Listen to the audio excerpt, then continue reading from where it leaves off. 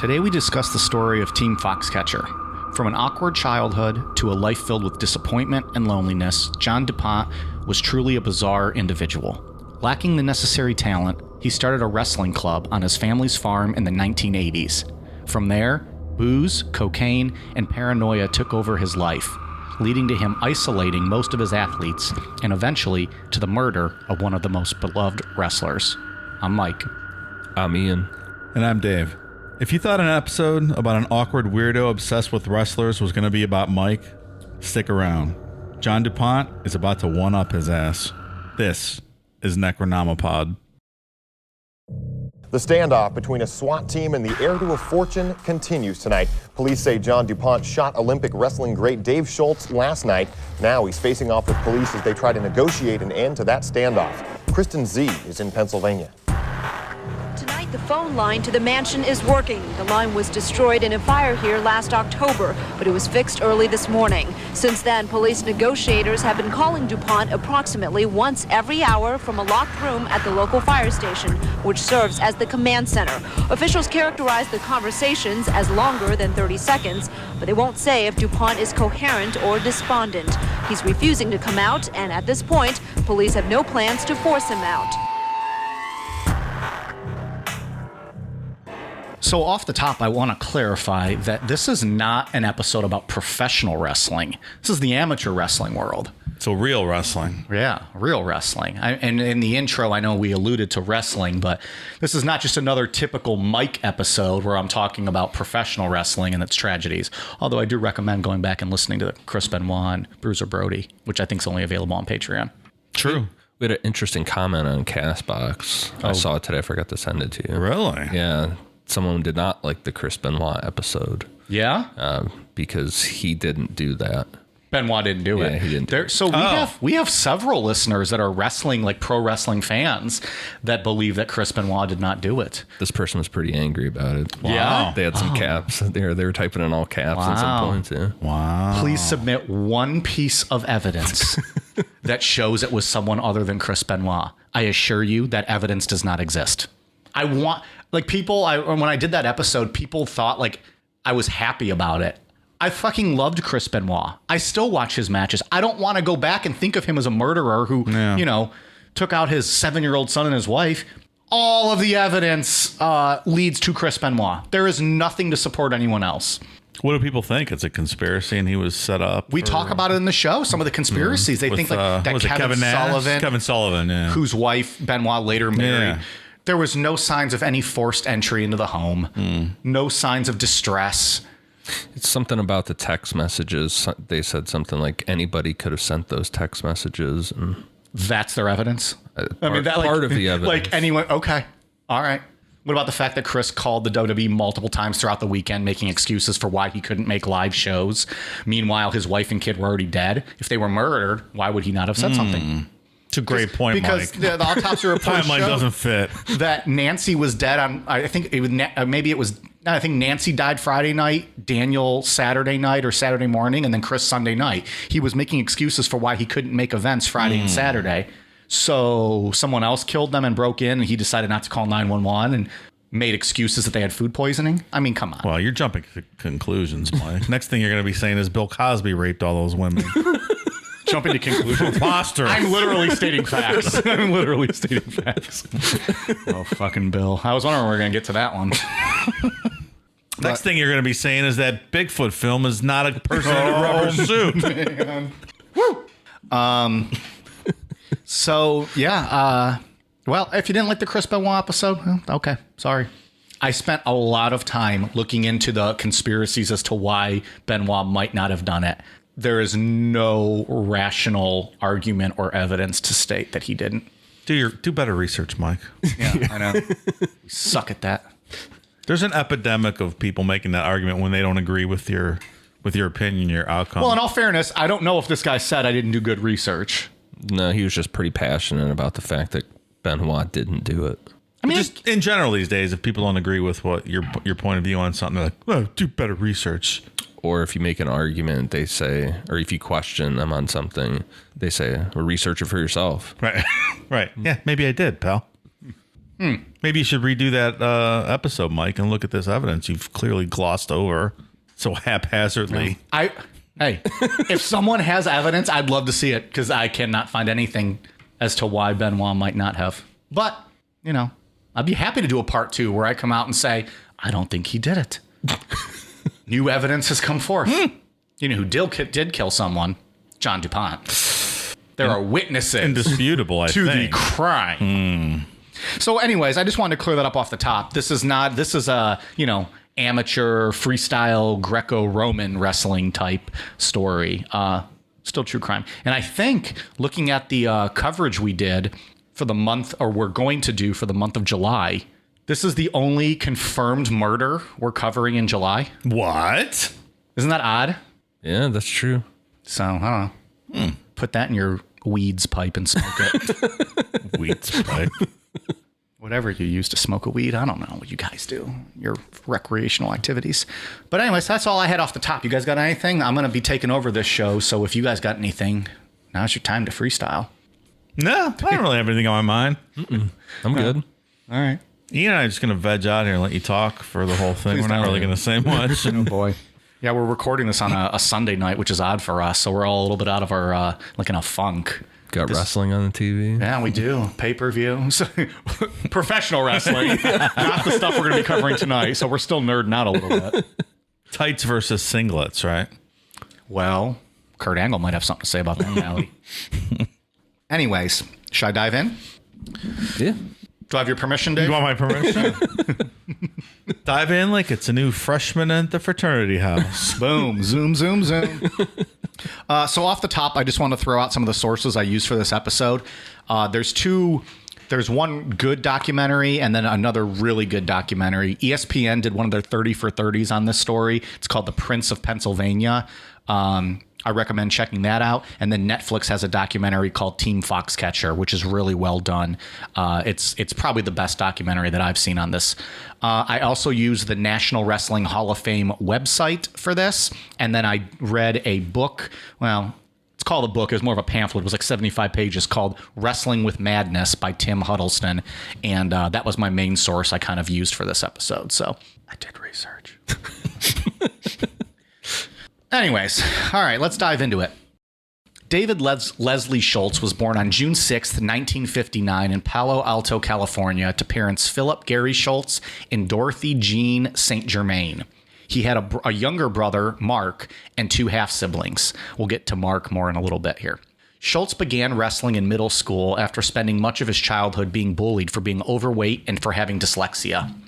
He would use this as like a motivation to go on and achieve a lifetime of success in men's freestyle and Greco-Roman wrestling.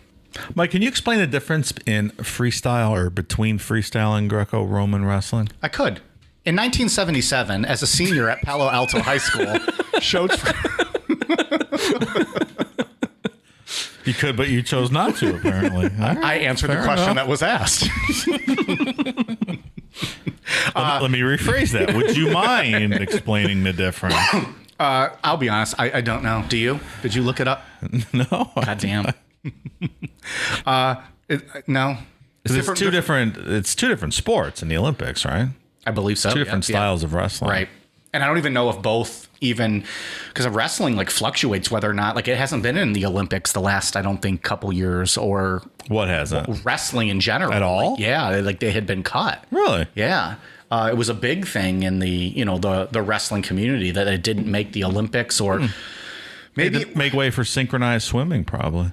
I mean, you got to have that, right? Absolutely. No, I will admit that I actually don't know a lot about the amateur wrestling world. How I was pegged with this episode, I'll never know. But I got it, so I did my best. I think I volunteered. Ian, for make it. a note to isolate how I was pegged. I'm going to pull that out later. I think the difference is, or at least in my mind, what I would think is that freestyle wrestling starts on the ground. Is that what it is? Yeah, and then Greco-Roman is standing on the... Oh, okay. I think. I don't know. Every time you watch UFC, and so they have somebody up against the cage and getting underhooks and stuff, they always compliment their Greco-Roman. Maybe we'll do some mid-show researching, and we'll come back at the end of the show and discuss. There you go. As I continue here. Either way, just know that Dave Schultz was good at both of them. Excellent. Yeah, I couldn't fuck around with that guy. In 1977, as a senior at Palo Alto High School, Schultz wrestled 2 weight classes above his normal division, managing to pin all of his opponents in that year's state championship, with the exception of his final opponent, who he still managed to defeat on points at a score of 12-1 and win the state championship. Later that year, he won his first national title at the U.S. National Open Greco-Roman Championships, where he also won the award for the most falls in the least amount of time. Dave Schultz's senior year credentials is considered by most experts to be the most successful senior year in U.S. high school wrestling history. Sounds pretty damn impressive. Yeah, for sure. You know, Alan Freed, who many consider to be the greatest high school wrestler of all time, went to our high school, Mike. That's right. I always forget that. And then he went up and... he went to did he do the Oklahoma Olympics? or something, Did he do that? too. Yeah, I think so, yeah. He graduated. I went to school with him. He was in my class. The high school we went to is pretty prominent in the state of Ohio for its wrestling. As you can tell, Dave and I did not participate in that endeavor. Not even a little bit. No. In college, at both Oklahoma State and Oklahoma, Schultz would become a 3-time NCAA All-American, and in 1982, he became the NCAA champion at the 167-pound weight class. In 1984, Schultz qualified for and represented the United States at the Olympic Games, where he would go on to win a gold medal at the 163-pound weight class. At the same Olympics, his younger brother Mark would also go on to win a gold medal at the 180-pound weight class. To this day, the Schultz brothers are the only American brothers to win both a world championship and an Olympic gold medal in wrestling. It's pretty impressive, huh? A lot of talent in that family. Yeah. And a lot of cauliflower ears as well. Did they have the cauliflower ears? I know Mark Schultz does. You see him now in these interviews, and whew, you want like some ranch with all that. That's I spit out my drink. That's a disturbing look, man. I don't know. I mean, he's a badass dude, but yeah, those wrestlers, whew, I don't envy that. And it's like them with the cauliflower ear and the jiu-jitsu guys with like the broken knuckles in their fingers and their toes. Like, it's brutal in UFC. A couple of fights when guys' cauliflower ears popped. Yeah. Oh, that just bleeds and bleeds. Yeah. All that cartilage comes out of it and stuff. Is it from scraping across the mat, or is it some sort of bacterial infection? Aren't there a couple different ways you can get that cauliflower ear? I always thought the bacterial one was more like ringworm. No, I don't know. I always thought it was like the contact, like the breaking the cartilage. Forced, and it bleeds into the ear. And like pulling your head out of like a headlock and stuff. Yeah. Pull your head back, your ears bend. And they still wear headgear, right? Like that's what's crazy. I don't know. It's a weird looking thing. That's a man sport. Hence, I'll watch professional wrestling on TV and. Whew, they're tough dudes. Anyways, they both won Olympic gold medal and world championships. In all, between 1980 and 1996, Dave Schultz would go on to win 7 world championships and 1 Olympic gold medal. His quest for an 8th world title and a second Olympic medal would eventually be cut short by his untimely death. And we'll be back for part 2 next week. Mike likes to break his up into multiple parts. Yeah. So it's going to be 10, 20-minute episodes. This 8 pages of notes is going to be 20 episodes. So focusing a little bit on Dave Schultz, the person, and this is kind of where most people in the wrestling community really are drawn to Dave. It's been said that for all of his achievements on the mat, he's best known as wrestling's greatest friend and diplomat across the nation and around the world. He was always one of those guys that had time to talk. He always wore a smile. He had sportsmanship. His sportsmanship transcended national boundaries. He even learned Russian so that he could communicate with other wrestlers and learn more about the business or about the sport and just kind of bond with them. He even named his son Alexander after a friendly rival from the USSR. And again, this was like in the 80s when, they were that's pretty odds. Cool. Yeah. By his own admission, Schultz, quote, wasn't the greatest athlete in wrestling, but he was one of the most intelligent wrestlers in the history of the sport. Schultz once told one of his mentors, quote, I cheated. I learned how to wrestle. And by that, it meant like he learned how to use people's bodies against them, how to use their momentum. Kurt Angle recently on one of his podcasts described it as like Dave had like, even though he wasn't an old man, he had old man strength. Like he was just like a smaller, wiry guy who just could overpower anybody just because he learned how to manipulate people's bodies. He was respected by everyone in the sport of wrestling and was seen as a happy, humble friend to all. He was also the ultimate family man. He married his wife Nancy in 1980, and together they had 2 kids, Alexander and Danielle, who he loved dearly and always made time for, even when he was training. While still focused on his own career, Schultz spent a lot of time coaching other wrestlers as well. Throughout his life, he spent time coaching at the University of Oklahoma, Stanford University, and the University of Wisconsin-Madison. One of the young wrestlers whose career Schultz would have a hand in shaping was that of Kurt Angle, future Olympic gold medalist and WWE wrestler. In the early 1990s, Dave Schultz accepted an invitation to become a coach at the highly popular Team Foxcatcher, a wrestling team his brother Mark had previously been training with. Foxcatcher was started by a very eccentric, bizarre, and obsessive billionaire named John du Pont. Was he actually a billionaire? DuPont's pretty damn big, right? I looked it up because I initially saw millionaire, and then I looked up what the DuPonts were worth, and I saw billion. The family, but it's all split. Yeah. The family is worth, it was $1 billion family. Yeah. His actual, I don't know, but they, as we'll get into in a minute here, this family was worth a ton. John E. DuPont was born November 22nd, 1938, to parents Jean and William DuPont. The DuPont family had become wealthy during the War of 1812 when their gunpowder business became extremely profitable. Then, during the Civil War, the DuPonts became the Union Army's chief supplier of gunpowder and explosives. By the 20th century, the DuPont business would eventually expand to create nylon, polyester, Kevlar, Teflon, and Lycra spandex. And a fun note, in order to keep their wealth completely within the family, the DuPonts had a practice of only marrying their own cousins. However, this practice seemed to slow down by the end of the 19th century. And pick up substantially in Arkansas and Alabama and Mississippi. And never allegedly slow down. So they kept tight that money. Can you imagine having a gunpowder business and then war breaks out? Yeah. And you're like, fuck yeah. This might be all right for us. And DuPont's still around today. Yeah, they're poisoning, what was it, Parkersburg, West Virginia, where they poisoned all the water and air supply. How dare you get political, sir? This is about wrestling. That Dark Water book and movie with, no, it's fine. Coincidentally enough, Mark Ruffalo was about DuPont, wasn't it? And Mark Ruffalo was in, Dave's alluding to the Foxcatcher film that Steve Carell, Mark Ruffalo, and Channing Tatum were in. Yeah, but DuPont's done some not great stuff to people. Next, you're going to tell us Flint doesn't have drinking water, but that's fine. Only in America. Any hoodles. John du Pont grew up in a very well-off family and was raised on a horse farm in Newtown Square, Pennsylvania, called Lysander Hall. As he grew up, he became a very awkward-looking young man with a large nose, yellow teeth, and a lack of chin. He was a withdrawn young man who didn't associate much with others. When attending an exclusive private high school, he realized that even among the social elite as his family was, he didn't fit in. So he was just a loner from the get-go. And also an extremely just ugly, weird-looking individual, which is not his fault. Well, pro tip, if you don't have a chin, grow a beard. There you go. Yeah. Fun fact, I don't have a chin at all. There's just a big crater there. You guys don't know that, though.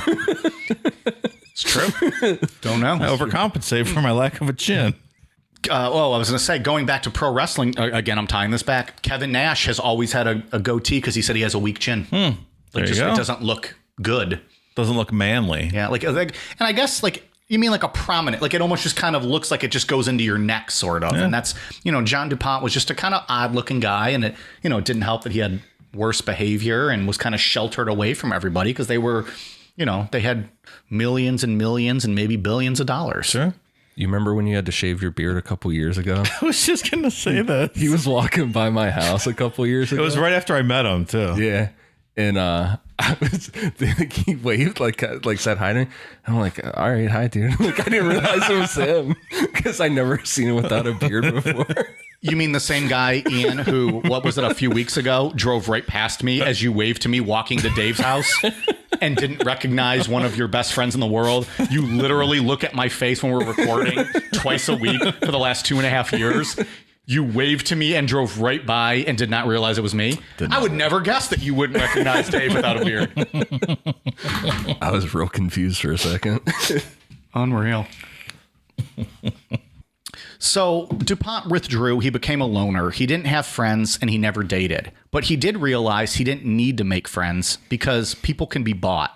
He graduated from high school in 1957, and a few years later, he began attending the University of Miami. It was during this time at Miami that DuPont began focusing on athletics. It was his dream to become an Olympic athlete. However, he lacked talent in pretty much all sports. Yeah, this is my dream too, and I lack talent in all sports. And except curling. I might be able to, if I start practicing, I can make the Olympic team in curling, maybe. Yeah. Drinking beers. Yeah, you can drink beer and do curling. I just mean Olympic sport, drink beer. Oh, okay. And to be fair, he wasn't a bad athlete, but he was nowhere near Olympic level. So, it wasn't that he sucked, Just but not going to make the Olympics. Yeah. After leaving school, DuPont, using his checkbook, managed to get a spot on the prestigious Santa Clara Swim Club in California, where he would be able to train with swimmers who were preparing for the 1964 Olympics. Did he just give people money, or did he kind of donate the stuff to organizations that he would? He would in a lot of situations donate. Like he set up museums. He was really big into birds. He was big into he started a stamp collection. So he would donate money, but when he wanted it, he would donate with a caveat of, oh, by the way, hey, can I come train with you? Yeah. Here's $500,000 for your program. I'm going to show up with my Speedo and jump in your water. As the Olympic Games approached, DuPont was forced with the realization that he just couldn't cut it in the swimming world. His teammates, however, sat him down and told him he should try his hand at the pentathlon. Given that he grew up on a horse farm, his family built their fortune. I guess we should say the pentathlon it's a ridiculous Olympic sport that involves horseback riding, shooting firearms, swimming, running, and fencing. All in one. Now, how it exactly works, I'm not even sure the exact rules. There's some weird Olympic things where they pair stuff like that. Who came up with that? I mean, and then also, could you make a more of a sport for the wealthiest of the wealthy people? Yeah, right. They're like, we need a sport for white people where we could just win all the time. I know. Let's do this, and this. Fencing. So what's the Winter Olympics one where you cross country ski for a little bit, then you stop and shoot, and then you cross country ski a little more? Then you do a shot of fireball, and then you move on, and then you have to Greco-Roman wrestle a penguin. Yeah, the biathlon, is that what that's called? I don't know. So fucking weird. Fun fact: I would watch an Olympic sport where you have to wrestle a penguin, and I would watch the penguin peck the fuck out of a person. It's on ice, so the penguin has a little bit of an advantage, given that humans have the size. You would watch that, right? For sure. Penguin just kicking the shit out of course. With Morgan Freeman narrating. He's the announcer in that Penguin movie. They mute all the sound of the crowd, and it's just Morgan Freeman announcing as a penguin pecks a human to death. All right, so the pentathlon, he started training for that. He already had, he grew up on a horse farm. He knew how to ride. His family built their fortune on firearms. He knew how to shoot. He was already a swimmer. He had that. He just had to start running and learning how to fence. He built running trails all throughout the family farm just so that he could start preparing for that, and then started taking lessons on fencing and learning how to do it. I bet fencing's fun. That'd be kind of cool, wouldn't it? I'd give it a try, I guess. I would try that. Yeah. I always thought it would seem cool. You get a point if you poke them. Yeah. Right? That's what I gave myself points for in college. Ended up with 4,368,221 points and a half. Anyways. So he started doing the pentathlon, and after having some initial early success, he won a national competition in Australia, which... if the country's made up, I think, maybe the competition was, because he hosted the 1967 National Pentathlon Championship on his farm, and he wound up finishing 14th. When it came time to qualify for one of 3 spots on the 1968 Olympic team, DuPont finished 21st out of 22 qualifiers. At least it wasn't 22nd. He was not.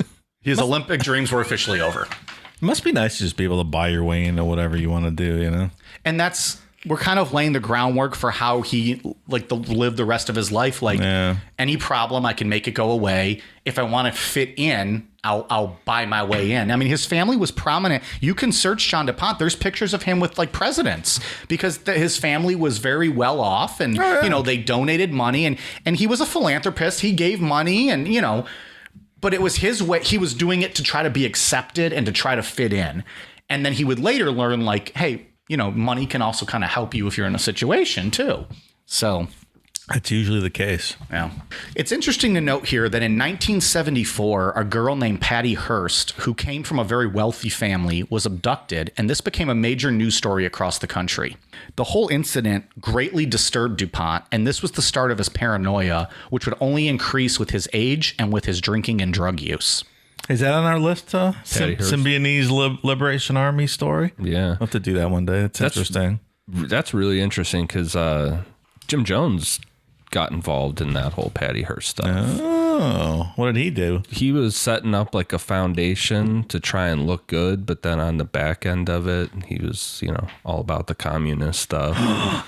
So he was financing those guys? No, he was just in support of it. Like there's tapes of him in support of it, but then on the public end of it, he was sure. Yeah. Interesting. But he was all about the whole Patty Hearst stuff. That's a crazy story. We'll have to get into that someday. So it really fucked with DuPont's head, and this made him paranoid. He had all of the Lysander farm gated and secured. The only way in and out of his property at this point would now be through a security gate at the front entrance. DuPont also decided to use his financial influence now to get cozy with the Newtown police. Over the years, he would donate millions of dollars to the police department, providing them with the latest and greatest body armor, offered them the use of his personal helicopter, and allowed them to use his farm as a shooting range. While the police stated this did not win DuPont any special treatment, he was given a police radio and a badge as a, quote, honorary officer. And as we'll later discuss, he was treated differently whenever shit went down. There's video of him out there shooting with the police, like on his range. And, there were some officers lived on his property. He had multiple houses on this farm. He would house some of the police officers. So, it's almost like an Epstein type thing where, you're not paying their wage, but you're living on his farm. He's protecting you with his body armor, a helicopter for your use. So are you suggesting you can curry favor with the police by giving them money? I would never. Okay. I'm simply stating what John du Pont did. In 1982, du Pont met a 29-year-old woman named Gail Wenck. They would marry the next year in 1983. However, the marriage would not last long.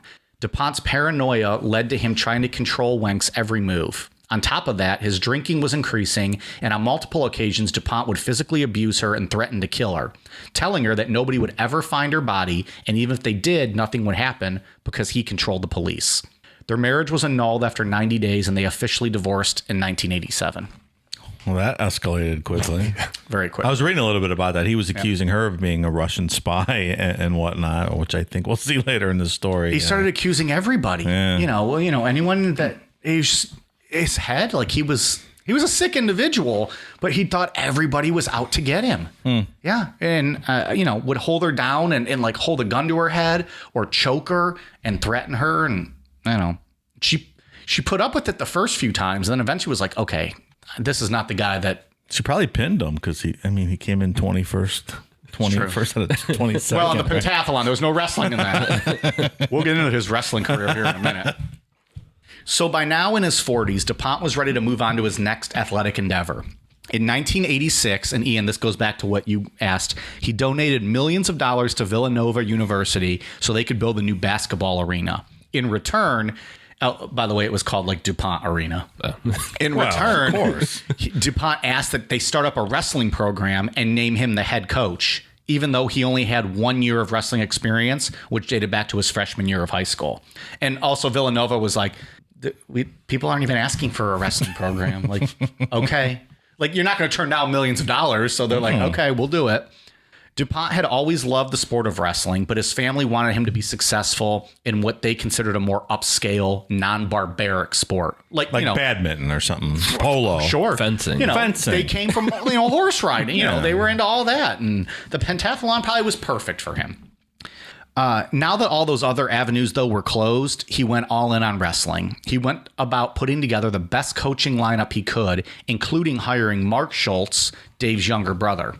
The program at Villanova, however, was not long for this world, as it shut down after only 2 years due to DuPont's erratic behavior, disregard for NCAA rules, and his excessive drinking. At one point during this time, DuPont was driving while extremely drunk, hit a guy with his car, and drove from the scene of the accident saying he had a plane to catch. Given his status and wealth, DuPont was only forced to pay a $42.50 fine. And fortunately, the victim survived the hit. And they said that nothing ever went further because the victim incidentally never filed any charges. Really? Yeah. That's weird because special treatment like that never happens to wealthy people. Very surprised by that. Now, the disregard for NCAA rules is that, like, I heard he was just going around, like, you can, and I don't know the specifics, but like he was just offering money to other college wrestlers to just leave and come over to Villanova. Like, just illegally recruiting people, like, you know, just come on over. Yeah, you can't do that. Yeah. So no. But and this was also a time, you know, his drinking was up. He probably started dabbling into cocaine at this time, and it was just all fun. You know, he can make anything go away, all the problems. In 1988, DuPont's mother had passed away, leaving him in sole possession of Lysander Hall Farm. With the wrestling program at Villanova shut down, DuPont decided to change the name of the farm to Foxcatcher Farm and turn the property into an elite wrestling club. Where does the name come from? So it was actually named after his dad's horse racing team, which was called Foxcatcher back in the day. So he changed the name to Foxcatcher Farm and was going to turn the property into an elite wrestling club. He built a state-of-the-art facility and began recruiting the best wrestlers in the world to come train for him. What's interesting is that it really wasn't that difficult for DuPont to recruit the top wrestlers in the world, as up to that point, there was no money in the wrestling business. I mean, unless you're going like professional, but for like actual, you know, the athletes who are training for the world competitions and the Olympics, there was no money in it. They were essentially living hand to mouth while training, while their competitors, the Soviets, were being paid salaries and given health insurance while training. You know, and so the American wrestlers were just living, you know, making ends meet while trying to train. That was a problem with a lot of Olympic sports back then. I mean, the Soviets were paying all of them and, you know, quote, amateur wrestler, you know, amateur athletes. And until they changed all those rules, like if you remember basketball before, like, you know, professional, you know, before the Olympic basketball team was full of NBA players, like back when professional athletes couldn't actually be in the Olympics. Yeah. What are your thoughts on that? Because I've had this debate with many people. It's a little like silly. I don't know, but you have to. Go ahead. I asked you a question. No, go ahead. So I understand that you want, you know, amateur. You want it to be, you know, a fair playing field. But at the same time, like if you're trying to win a gold medal, I want to know that I'm the best in the world. And like, so like I look at hockey, for example. Well, okay, you won a gold medal as an amateur in the Olympics, but the best in the world playing the NHL. I want to play against them and win a gold medal. I don't know. I mean, it's supposed to be an amateur kind of thing, but, you know, but then the Russian bloc was, you know, essentially supporting making them professional athletes. Well, yeah, they found that their whole way time. around. So yeah, so it was never fair. So I think even the playing field. But I just feel like if you're a basketball player, like, and you win a gold medal, I mean, you really know you're not the best in the world. It's supposed to be an amateur competition, though. I don't know. And that's fine too. But then I just think the gold medal kind of feels different, right? Like you're the best. Okay, so you're the best who's not good enough to get paid to play. Well, but only a few of those have actual professional athletes. Sure. Right? Oh, I'm not talking about all the Olympic. Yeah, I understand. Like there's no professional gymnast. You know what I mean? It comes to like basketball. It's just a few situations. Probably just basketball. I don't know. There's no correct answer. I don't know what the answer is, but you mean there's no professional swim league? You can go watch it like the Q, the PSL, Professional Swim League, live. I mean, historically, it's supposed to be amateur sports, and I watch Michael Phelps smoke a blunt and then swim 500 meters in 12 seconds. So I don't know what the right answer is there, but the Russians were skirting those rules anyway. So what's the difference? So the point is, at this time, you know, the Americans were legit amateurs. They were, you know, living off whatever they could to get by, training when they could. Like, Dave Schultz, we're going to get to in a minute, was coaching on the side while trying to train in whatever facilities he could.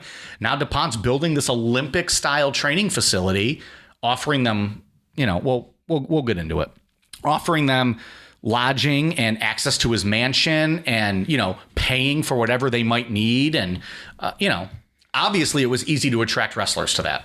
Yeah, I mean, he was evening the playing field as a benefactor, just like the Russian state and all those Eastern Bloc countries were doing. And in DuPont's mind, like, this was his, like, acceptance. These people now liked him. He was around Olympic athletes, which he always wanted to be. He considered himself almost like the head coach of Team Foxcatcher. Again, with 1 year freshman high school wrestling experience. And he's bringing in, like, Dave Schultz, who won an Olympic gold medal in 1984. He's like Al Bundy. I played high school football. Right.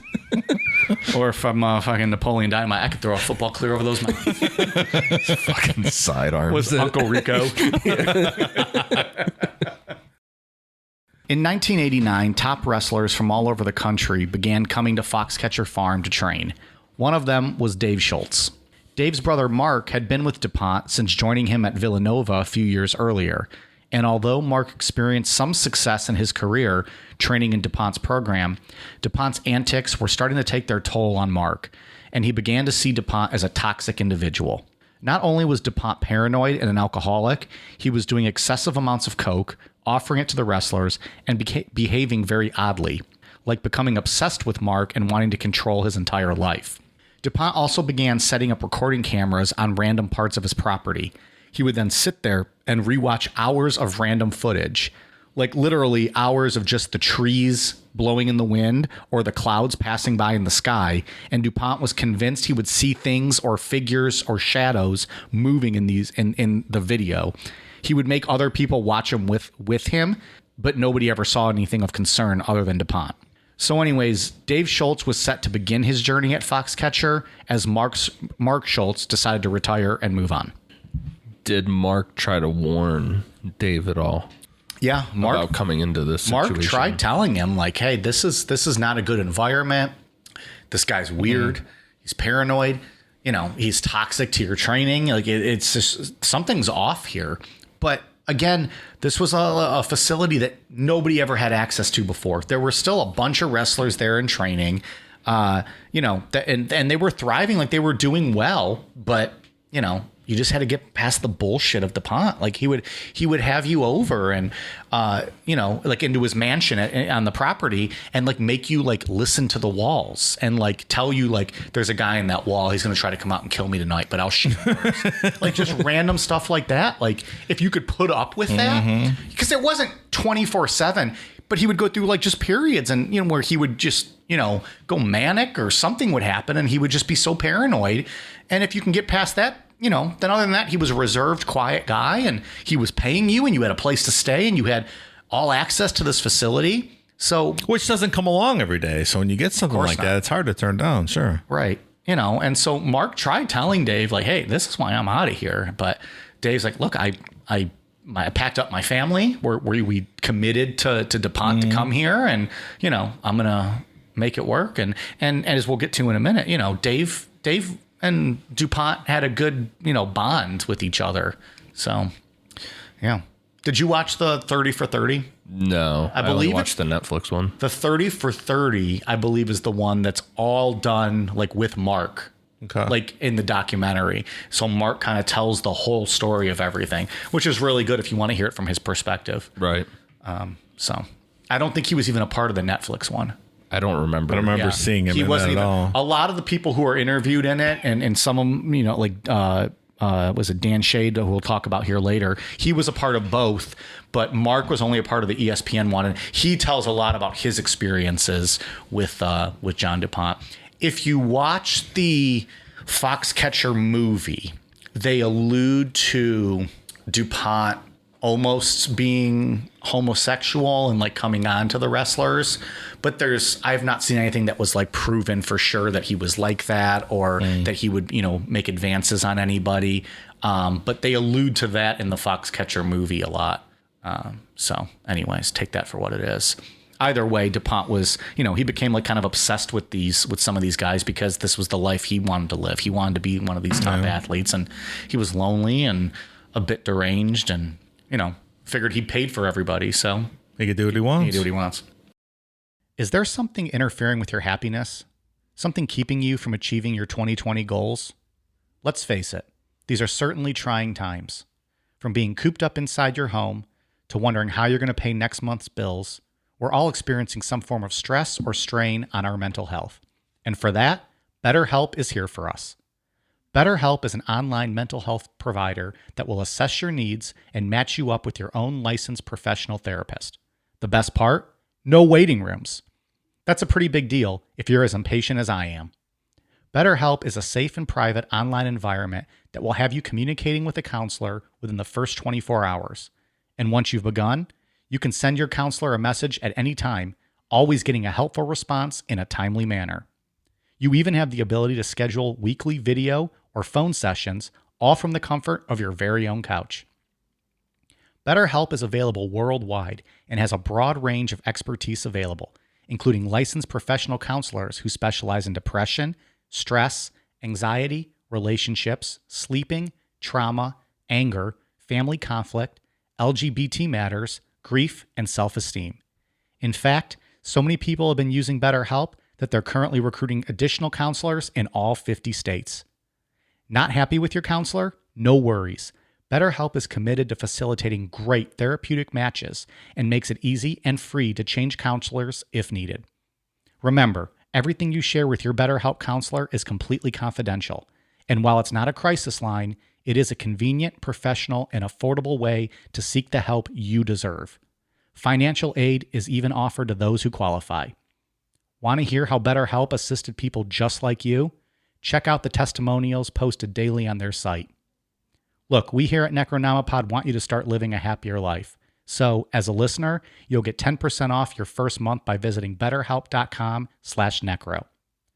Join over 1 million people already taking charge of their mental health. Again, that's BetterHelp, betterhelp.com/necro. Dave Schultz moved his family into one of the homes located on Foxcatcher Farm, and he and DuPont hit it off immediately. As we stated, Dave was a genuinely kind and nice individual. He felt bad for DuPont and saw a lot of himself in DuPont.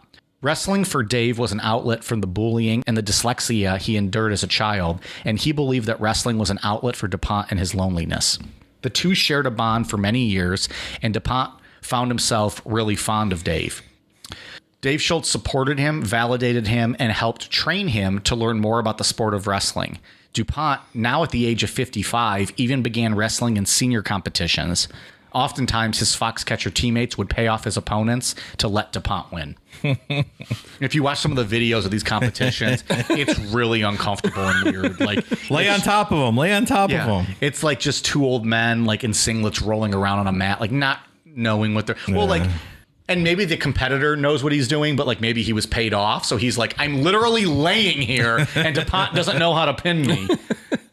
But yeah, just odd. And, just trying to help validate DuPont. And anytime DuPont would win, like, it was the greatest thing of his life. Like, he was so proud, and it was such a badge of honor for him. All that money, and you can do anything in the whole world, and like that's what you want to.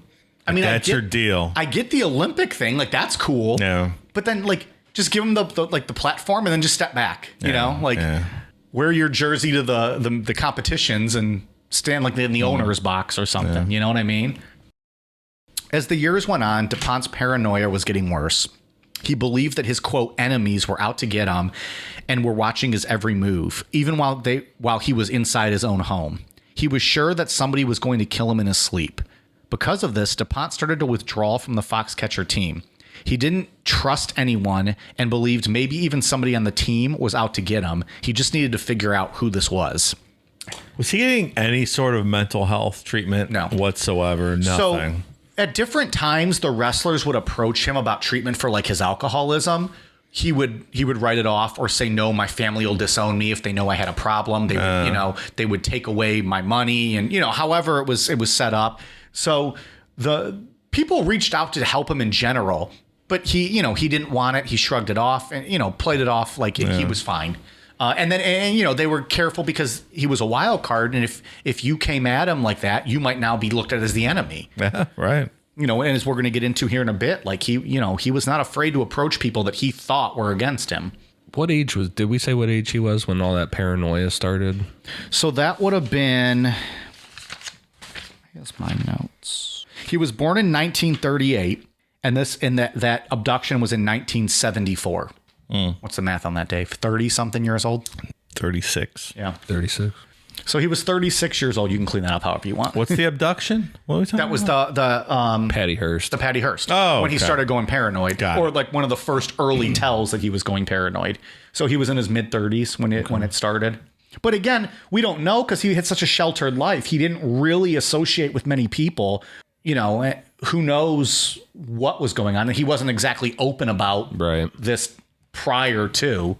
So in 1993, DuPont hired Aegis Security to search his property for these alleged enemies that DuPont thought were hiding in the walls of his home, and to dig up the ground on his property to look for secret tunnels that DuPont thought his enemies were using to break into his farm.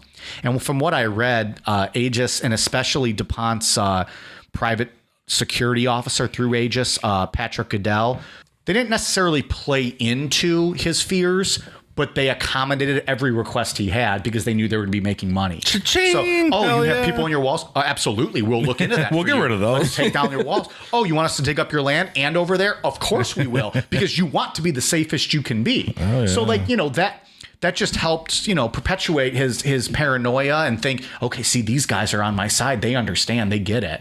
Yeah. In actuality, they knew they could just get that bank account. Absolutely. They can run them dry.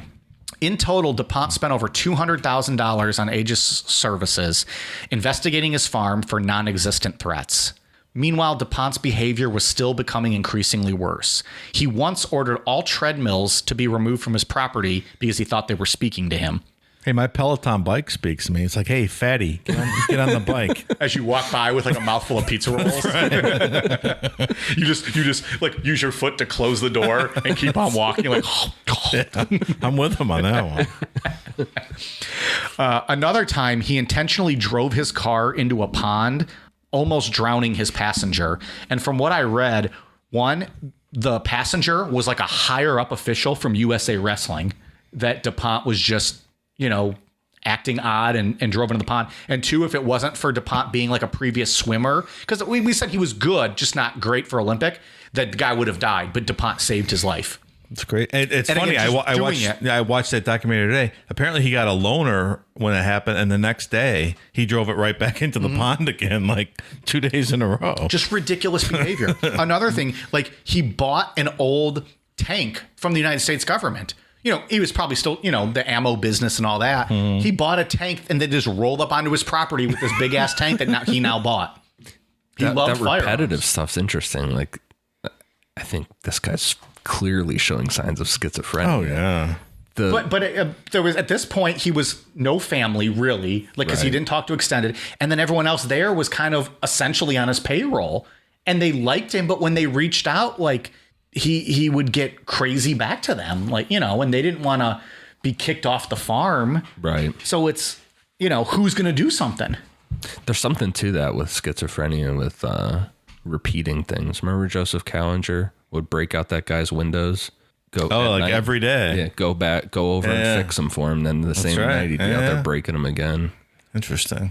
Yeah, and John Benet Ramsey's dad, just breaking windows to get in the face every day. You're like, motherfucker, you're like a millionaire. You got a front door. No, I'm going to break this window, dive in. And I'm not going to use the same hole next time. I'm going to go in another window. Middle of January in fucking Colorado. So we talked about, driving his car into the pond. And then another thing he did, which was worst of all, DuPont eventually told all the African-American wrestlers on his farm to leave, as Foxcatcher was now becoming a KKK organization because DuPont felt the color black meant death. Oh, boy. Now, they didn't actually become a part of the KKK, right. But in his, sick mind, black in general just meant death. And he had really good wrestlers training there that were African-American that, he forced out of because of his own. Damn, it's sick bizarre. brain. Yeah. At the talking weird. At the 1995 World Wrestling Championships, DuPont attended with the rest of Team Foxcatcher, but he distanced himself from everyone else and refused to speak with anyone who didn't address him directly as Dalai Lama. Throughout all these issues and DuPont's downward spiral in the early 90s, the one person he constantly trusted, other than Patrick Goodale, his Aegis security guard, was Dave Schultz.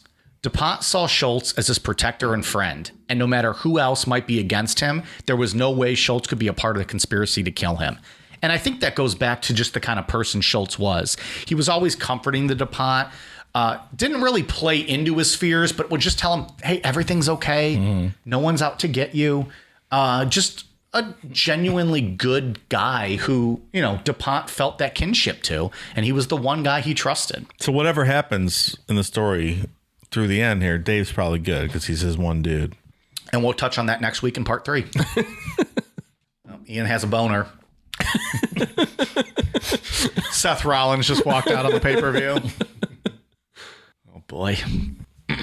In October of 1995, DuPont approached one of the wrestlers training at Foxcatcher, Dan Shade, as Shade was lifting weights. DuPont walked right up to Shade, pointed a machine gun at him, and said, quote, "Don't fuck with me. I want you off this farm." Needless to say, Shade didn't argue. He left Foxcatcher and went straight to the Newtown Square police. However, the cops didn't take Shade seriously. They knew DuPont and liked him, obviously, and they wouldn't allow Shade to press charges or even file a complaint. Shade left town, and this was the last straw for several of the Team Foxcatcher athletes. Many of them approached USA Wrestling and asked that they cut ties with Foxcatcher, citing DuPont's behaviors as a major risk to the athletes. In the end, though, due in part to Schultz's defense of DuPont, as well as a $400,000 donation to USA Wrestling, they decided not to sever ties with Team Foxcatcher, and nothing was ever done about the incident between DuPont and Shade. Can you imagine you're in the gym lifting weights, and then he walks up to you with a machine gun pointed right at you? Right. Get the fuck out of here. It's got to write a check, though. And then writes a check. And then even Schultz stuck up for him. Well, Money talks, bullshit walks, Mike. Am I right? Yeah. About a month after Shade left Foxcatcher Farm, he returned one final time to pick up a van he had left at Schultz's house on the property. While there, he pleaded with Schultz to leave the team. But Schultz felt he owed much of what he had to DuPont. Schultz was making a decent living, had a place to live, and was preparing to qualify for the 1996 Olympics. He chose not to leave. When DuPont learned that Shade had been back on the farm and at Schultz's house, he believed that Schultz was hiding Shade in his home and protecting him.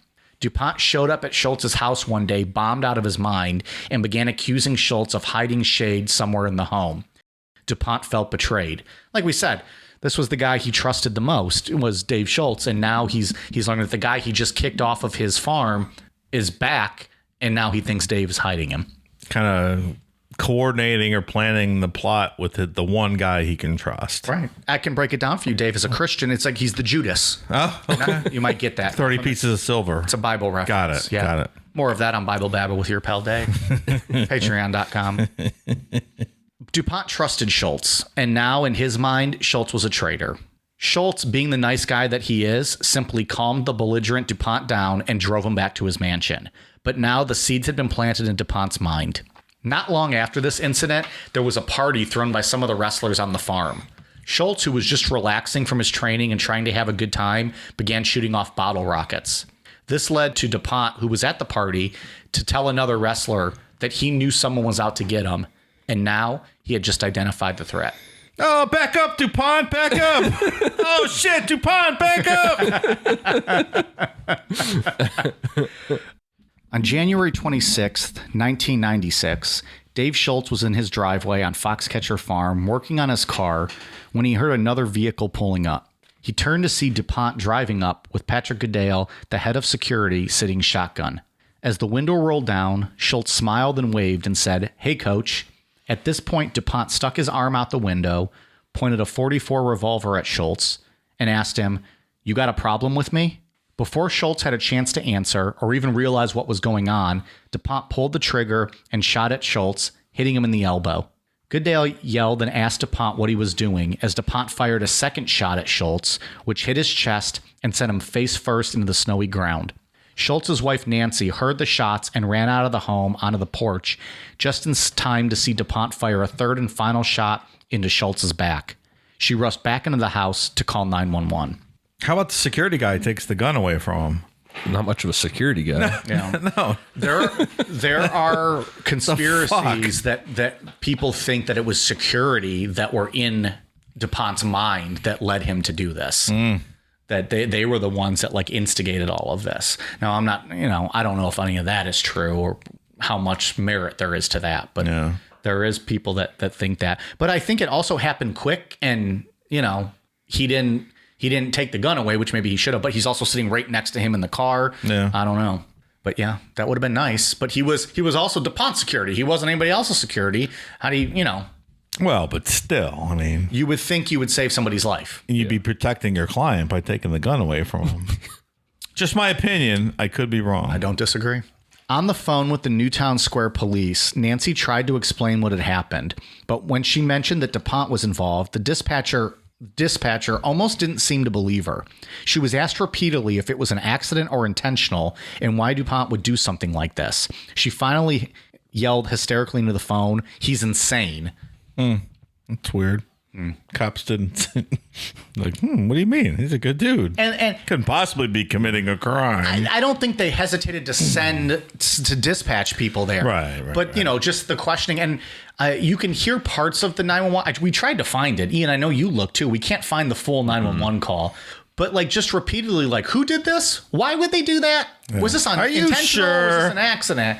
Meanwhile, she just saw her husband get shot and is laying, in the snow, dying. That's like Nicole Simpson when the dispatcher's like, "Oh, you mean the TV broadcaster? Are you sure about that?" Yeah. Oh my God. That's right. Yeah.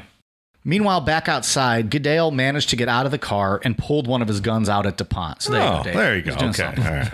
The two engaged in a brief standoff before DuPont lowered his arm, threw his gun in the back seat, and turned the car around, speeding off back to his mansion. At this point, Nancy rushed back outside and to Schultz's body. He was still alive, but barely. She told him she loved him and heard him exhale one last time, and he died in her arms. She noticed on the back of his hand was written, "Pick up kids," as he had wrote on his hand as a reminder to himself that he had to pick up his kids that day from school. After returning to the mansion after the shooting, DuPont barricaded himself in his library, which he had reinforced as a bomb shelter. Of course he did. Yeah. A lot of the news reports I watched trying to find that 911 call were about this whole barricading. It was like news reports during this whole standoff. Yeah, and I feel like people might know this story, but they don't realize like kind of what happened after the fact, which is what we're about to get into. Right. But he went back to his mansion, barricaded himself in the library, which he turned into a bomb shelter. Obviously was not cooperating with the police who had arrived on the farm. Could be speculated that they... were not as aggressive as they typically would be with a typical, suspect of a shooting. Was anyone else in the house at this point? In his house? Yeah. No. Nobody was living in the house, and you were only allowed to go to the mansion if you were invited. So wrestlers would only show if he invited you. And there's audio of negotiators talking to him on the phone and stuff. Yeah. And he's going on about how it's holy ground and this is against his rights, and they have no legal right to be there, and just really not making any sense at this point. Police claimed they were not attacking the home or apprehending him out of caution because they knew DuPont had a very large collection of firearms and they were trying to avoid a shootout. Eventually, 70 officers, 30 of whom were SWAT team, surrounded his home. DuPont had enough food and water stocked up to survive weeks. And like Dave, you said, phone conversations with negotiators failed to bring an end to the standoff as DuPont would just ramble on about how he needs people off of his holy ground. SWAT guys live for this shit. Get the fuck out of here. Right. And they're not kicking in windows. Yeah. In Christmas Vacation, they kick in a window when they think there's a simple abduction of fucking, his boss. Yeah, someone's giving a stand down order here that, come on. Meanwhile, this guy's just there in his library. Fucking around, doing whatever. Yeah. He was also on the phone with his attorney a bunch throughout this time, not understanding why he couldn't make this problem go away. Just, saying, give them money, pay them off, or tell them it's me. Why won't they go away? Why are they bothering me? Another uber wealthy guy, like shocked at the, right, when he can't make everything go away, actual consequences for his actions. But there is part of me that, like, I'm not sure he realized what he did. Maybe it's like that growing up rich and be able to do this, to buy everything in life, mixed with mental illness, make something like murder seem like I'll buy out of it. And by no means am I sticking up for John du Pont. I think he's a piece of shit, person, and Dave Schultz was an awesome guy. But I think at this time, du Pont truly didn't realize, like, I just killed the one guy that I trusted. Yeah. Why is everyone coming after me? And that in his mind, he couldn't understand. Anyways, eventually, police shut down the boilers to his mansion and cut his power. So remember, this was Pennsylvania in the middle of January. It got freezing in the home really quick. And on the phone, du Pont cut a deal with negotiators where they would let him exit the home to go to his garden house where the boilers were so that he could fix the boilers, turn them back on, and get his heat restored. Well, when he exited the home to do this, 6 SWAT team members moved in and arrested him. After 50 hours, the standoff ended. 50 hours, whatever. 50 hours, this guy. His stun grenades would be going through our windows with tear gas in like 20 minutes. Right. Fuck off. And what's crazy, like, this was an Olympic athlete, an Olympic gold medal athlete who was killed. Like, this was big American news. Hero, if you will. This was a big news story. This wasn't just some guy shooting another guy and one of them happened to be rich. Yeah. Dave Schultz was well known. The negotiators, when he called or when they talked to him and made that deal that he could go turn his heat back on, they're like, sure thing, pal. Yeah. Go ahead. Crank that boiler up. It must have got shut off. All right, we will allow that. But then you must come out within one day. And even still, like, when the SWAT team members approached him, they like told him to freeze. He turned and looked and then tried to run back, but then saw them like pull their guns and then like just stopped and gave in. So the next month, in February of 1996, at a court hearing, it was determined that du Pont would stand trial for murder, but he would first have to be evaluated to make sure he was competent enough to do so. He was denied bail due to the 2-day standoff he had with the police. Over the next several months, du Pont was pretty much uncooperative with the psychiatrists and psychologists who tried to assess him. In September of 1996, du Pont was ruled incompetent to stand trial as experts testified that he was psychotic and he could not participate in his own defense. He was ordered to a mental hospital and his condition was to be reviewed by the court in 3 months. One of the defense's expert psychiatric witnesses described du Pont as a paranoid schizophrenic who believed Schultz was part of an international conspiracy to kill him. He said du Pont believed people would break into his house and kill him, and that he had installed a variety of security features in his house. After receiving some treatment in December of 1996, du Pont was found competent enough to stand trial, which would begin in January of 1997, almost 1 year to the date of the shooting. Du Pont's attorneys formally entered a plea of not guilty by reason of insanity. The insanity defense, however, was thrown out by the court, and on February 25th, 1997, a jury found du Pont guilty of third-degree murder but mentally ill, which meant the sentencing would be referred to a judge, Patricia Jenkins. She could have sentenced du Pont to anywhere from 5 to 40 years in prison, but on May 13th, 1997, du Pont was sentenced to 13 to 30 years incarceration and was sent to the State Correctional Institution, Mercer, a minimum security institution in the Pennsylvania prison system. 13 to 30 is a bit odd. Like, that's just kind of... it's pretty random. Yeah. Yeah, that's weird sentencing guidelines. I'm going to send you to jail from 1 to 100 years, and we'll see. Right. See how you do, pal. Yeah, we'll see, Gypsy. I'll take your tears. Du Pont's attorneys filed an appeal, but in 2000, the United States Supreme Court upheld the verdict. In January of 2009, du Pont was denied parole, and on December 9th, 2010, du Pont died while in prison from chronic obstructive pulmonary disease, commonly known as COPD, at the age of 72. After his murder trial ended, Nancy Schultz filed a wrongful death suit against du Pont. The amount of the settlement was never officially disclosed, but it's been rumored that Nancy received at least $35 million from du Pont. Nancy would then go on to found the Dave Schultz Wrestling Club so that the wrestlers who had left Foxcatcher had a place to train and continue, on their path for Olympic and World Championships. She would also assist them in raising the money they needed to continue to train. As the entire wrestling community mourned the death of the beloved Schultz, the athletes gathered in Atlanta, Georgia for the 1996 Olympic Games. Many of the wrestlers dedicated their performances to Schultz. Nancy Schultz attended the games with her children, Alex, who was 9 at the time, and Danielle, who was 6. In a time of healing, she was greeted and embraced by wrestlers from all over the world who stopped by to pay their respects and share their memories of Schultz. This was Nancy's way of finding closure and how she felt was the best way to say goodbye to her husband. Prior to the start of that year's games, wrestler Kurt Angle, who considered Schultz his friend and mentor, told the media, quote, "I know Dave is with me. I can feel him and it gives me strength." Angle would go on to win a gold medal that year with a broken frickin' neck. And he dedicated his win to Dave Schultz. With a broken neck, isn't that crazy? Yeah. And that's his famous line, is with a broken frickin' neck. So that's the story of the murder of Dave Schultz. This was the Olympics that he was supposed to be at and make his comeback. And everyone said he looked primed. He looked good. He was older up there in age, but he was ready to go. And, his life was taken.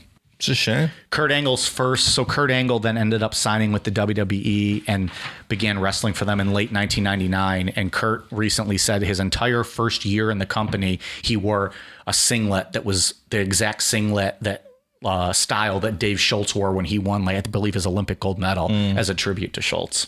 That's cool. Interesting. Yeah. So, I don't know. Crazy, different story.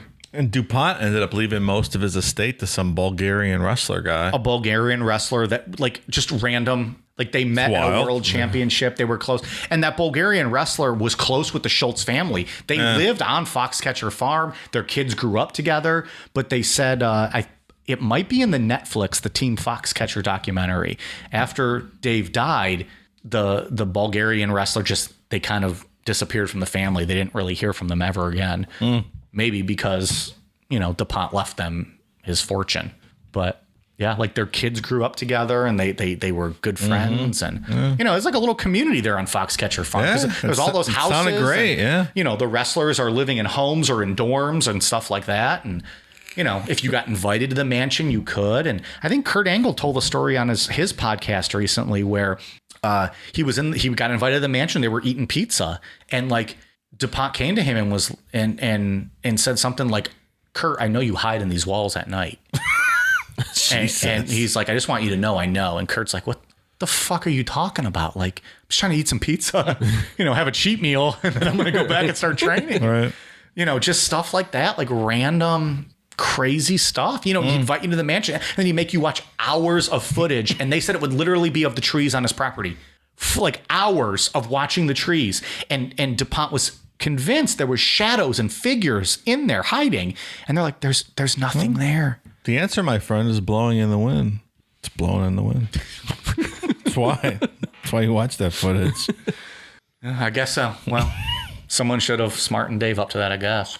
Well, it's sad. It's a sad story. Unchecked mental illness. That's what can happen, I guess.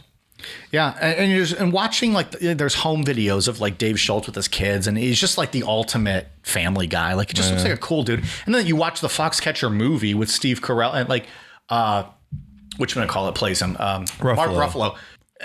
He's the most likable guy you could ever want to hang out with. Yeah. He's just such a sweet, caring guy. The movie focuses a lot on Channing Tatum, who plays Mark Schultz.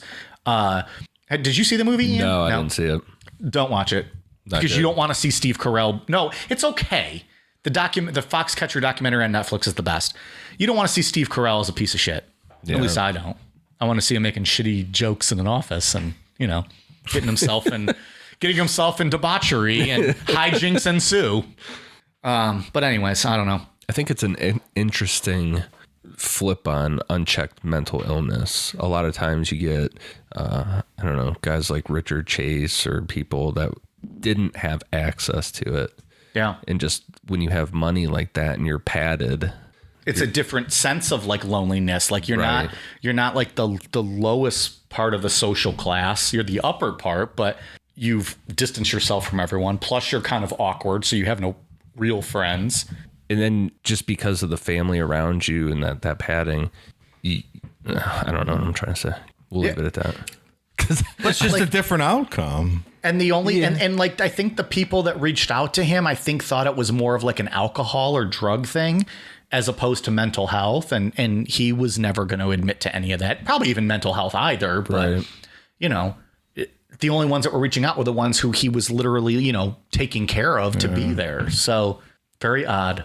I wonder how early on this stuff started for him.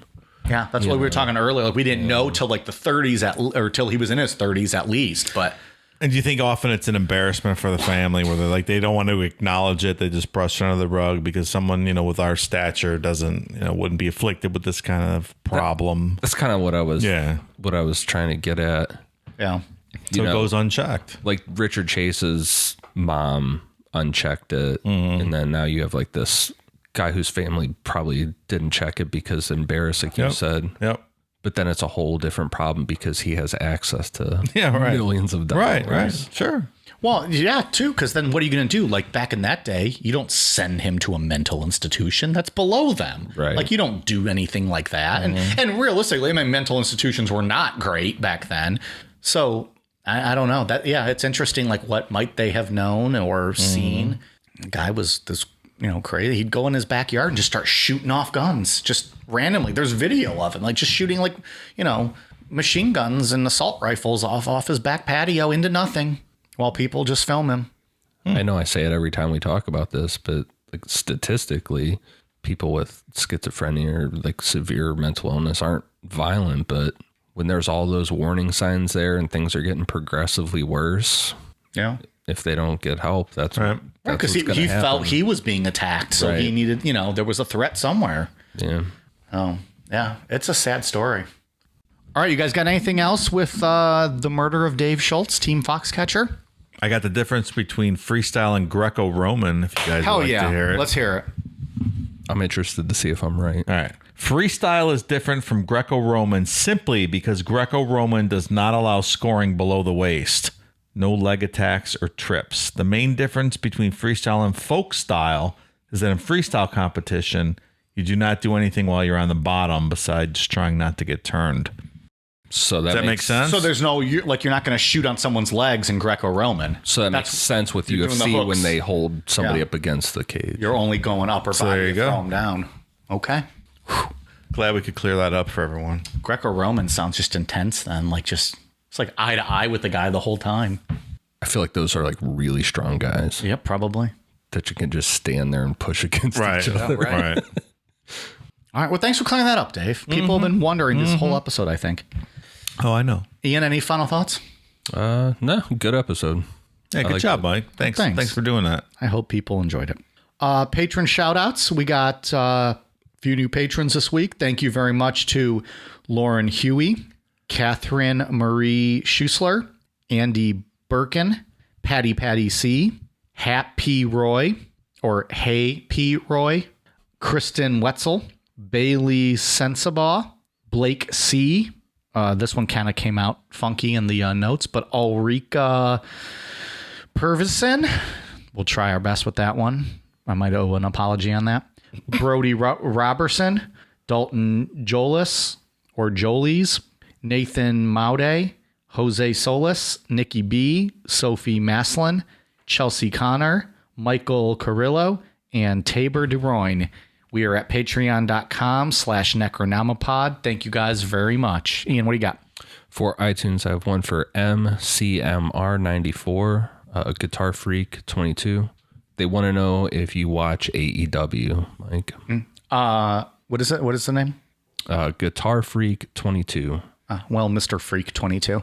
I like AEW, but we usually record on Wednesday nights, so I don't get to often see it. But I'll tune in when I can, and then we watch the pay-per-view sometimes. I like it. I like AEW. Yeah. Good answer, Mike. Yeah, that's a truthful answer also. Yeah. Didn't even make anything up. And Manda Betch, thank you guys for the awesome reviews. She is a betch. Dave, what do you got? I don't have a thing. Not a single thing. Not a single solitary thing. He blew his load with that Greco-Roman freestyle. That's all I had. That was the last of his I got that out, and now I'm taking a nap. On the Sunday night. And you're about to watch Roman Reigns and Edge go for the WWE Universal Championship. Now I'm going to kick you guys out, and I'm going to bed.